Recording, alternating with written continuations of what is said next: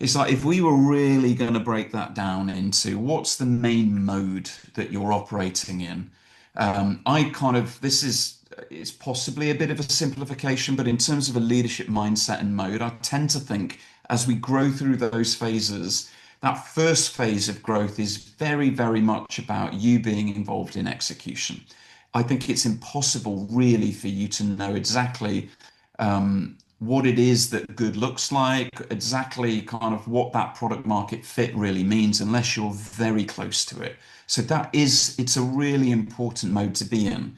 But we can't stay in that mode as the organization continues to grow because we actually become the limiter to the growth of the organization. So we transition Mm, into how do we learn how to build and lead through teams? Like that's your next growth challenge. That gets you from certainly in our old money here, AI aside, kind of 50 to about 120. Like if you built a really good leadership team, you're mm, beginning to learn to lead through that team. And if you do that effectively, it gives you way more capacity as a leader and it gives the organization.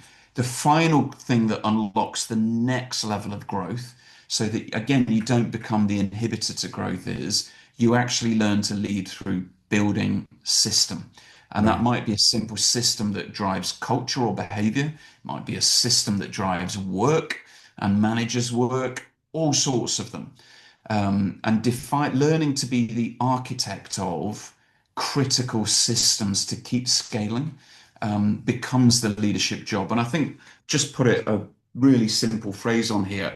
I think the biggest risk for leaders is when leaders are operating one stage behind where the Mm, organization is at.